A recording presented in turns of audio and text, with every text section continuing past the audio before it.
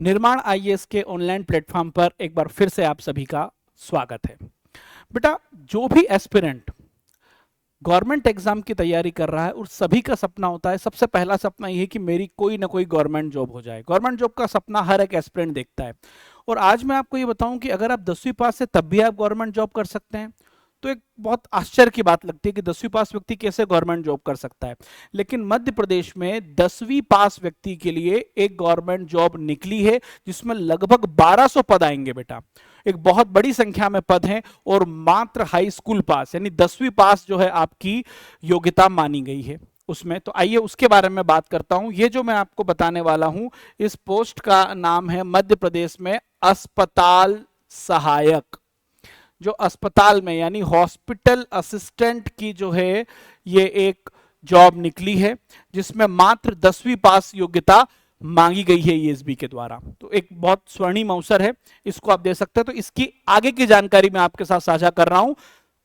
देखिए, सबसे पहले तो ऑनलाइन इसके लिए आवेदन होगा। ऑनलाइन आवेदन भरने की प्रारंभ तिथि 7 मई से आपकी आवेदन भरना प्रारंभ हो जाएंगे और अंतिम तिथि है आपकी 21 मई। 21 मई तक आपके आवेदन जो है वो चलेंगे।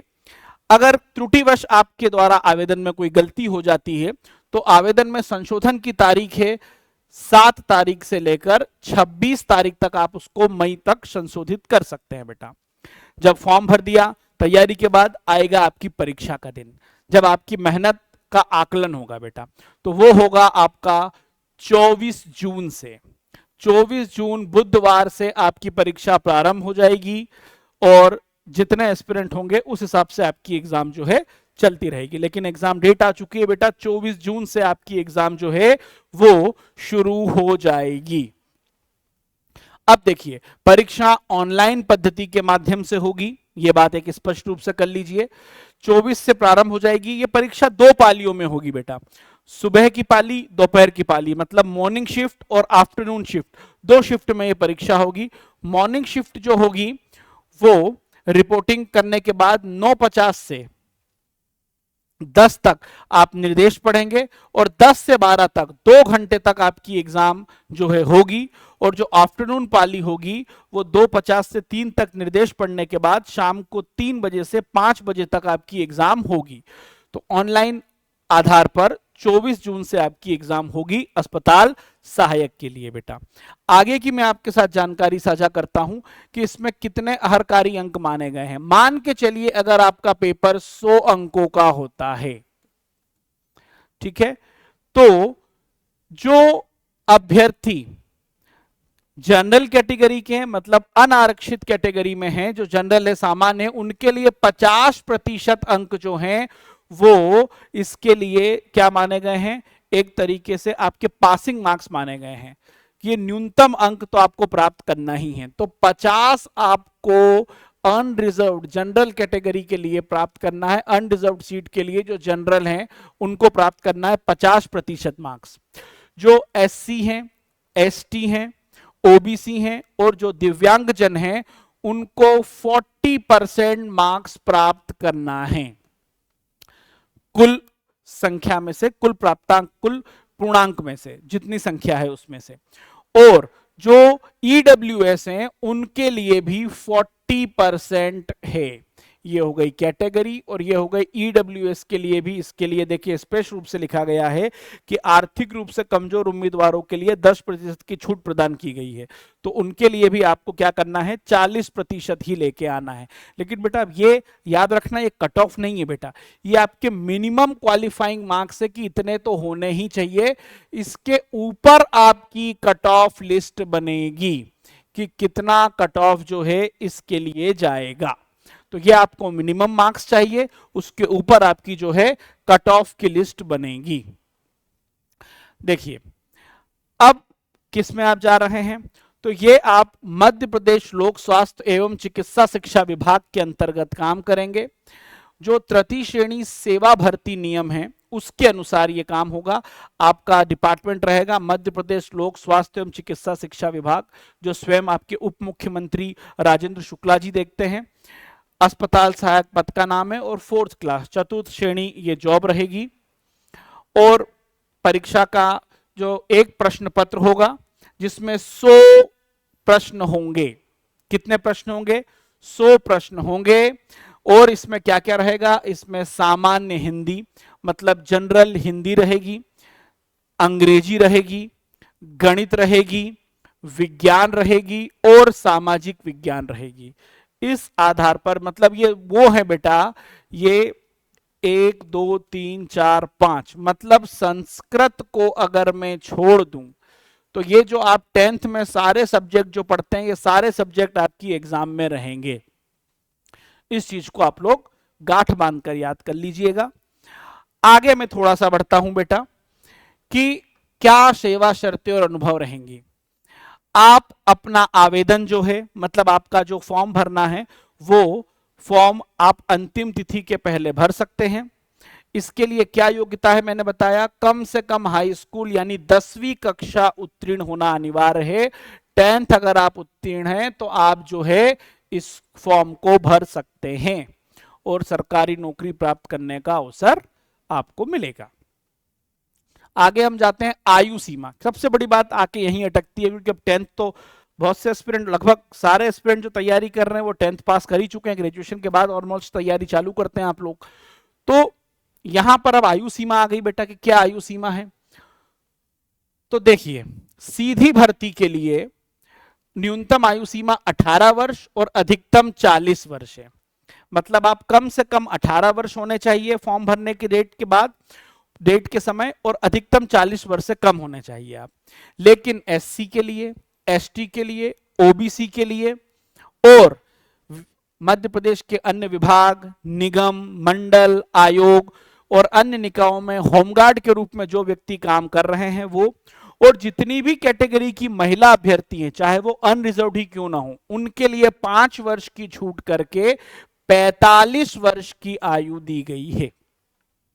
कितनी दी गई है तो आप ये याद रखिएगा, अनरिजर्व्ड अगर मेल है तो 18 से 40 तक रहेगा, यदि कैटेगरी वाला कोई मेल है तो 18 से 45 रहेगा, यदि महिला अभ्यर्थी है तो 18 से 45 रहेगी। ये याद रखिएगा, ठीक है। और आयु सीमा 1 जनवरी 2026 से गणना उसकी होगी, मतलब कि इस समय तक आपकी आयु क्या है यह आपकी गणना के तौर पर मान्य होगी।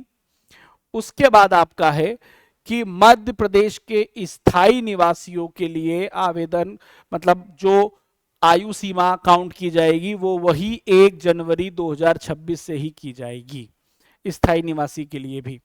अब देखिए भर्ती का तरीका क्या है, ये वही आ गया आपका 18 से 40 वर्ष और बाकियों के लिए 18 से 45 वर्ष, ये भी मैंने आपको बता दिया।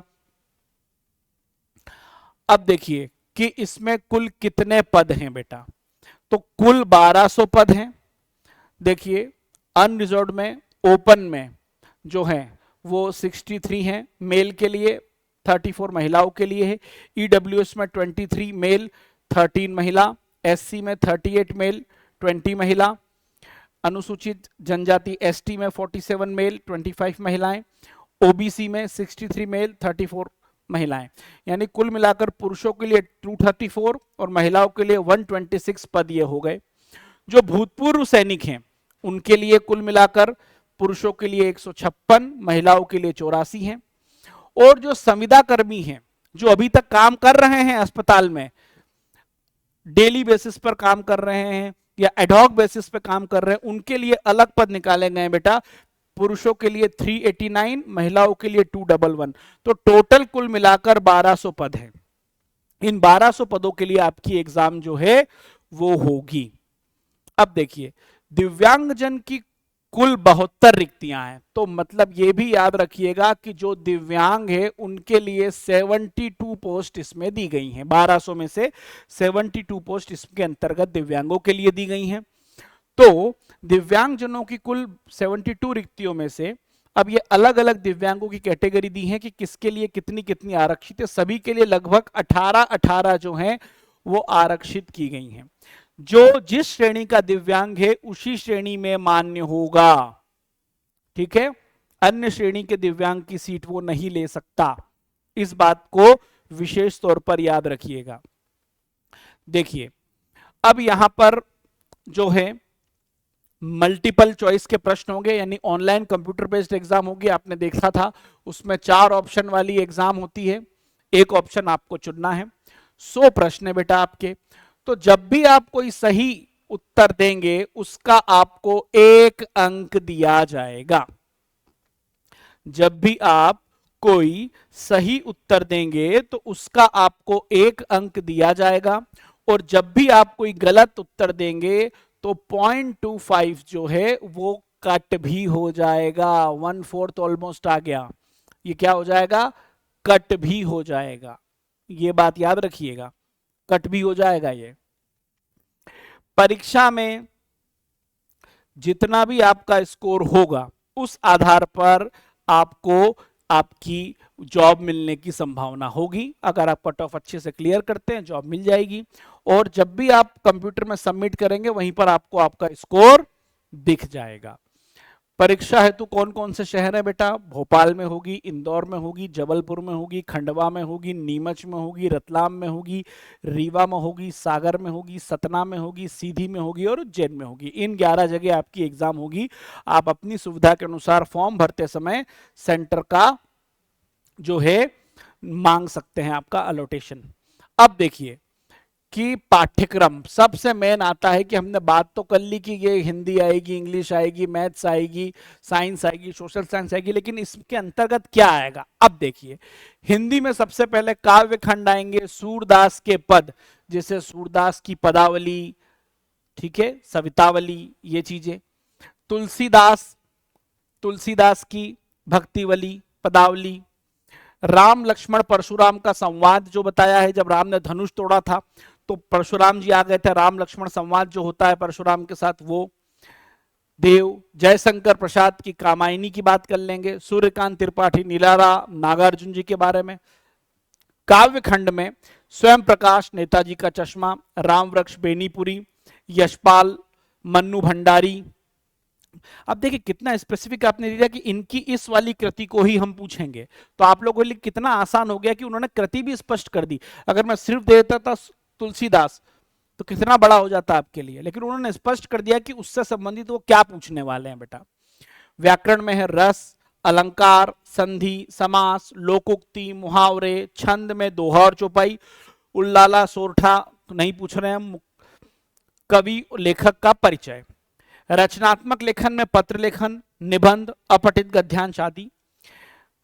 कृतिका भाग 2 में माता का आंचल, जार्ज पंचम की नाक और सास साना हाथ, साना साना हाथ जोड़ी। ये आपसे हिंदी के आपका सिलेबस मैंने डिस्कस किया, ये आपसे हिंदी में पूछा जाएगा।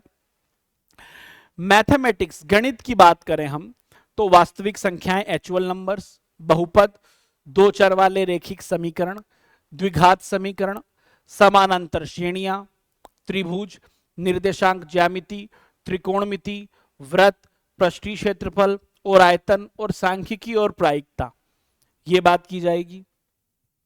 विज्ञान साइंस में है रासायनिक अभिक्रियाएं यानी केमिकल रिएक्शन क्या क्या होगा, अम्ल क्षार मतलब एसिड और बेस, मेटल और नॉन मेटलिक धातु अधातु, कार्बनिक यौगिक, जैव प्रक्रम, नियंत्रण एवं समन्वय, प्रजनन, अनुवांशिकता मतलब जेनेटिक्स, प्रकाश परावर्तन, ह्यूमन आई मानव नेत्र, इलेक्ट्रिसिटी मतलब विद्युत, चुंबकीय प्रभाव मतलब मैग्नेटिक इफेक्ट, और हमारा पर्यावरण। ये आपसे विज्ञान के बारे में पूछा जाएगा। ये सब 10th तक का ही।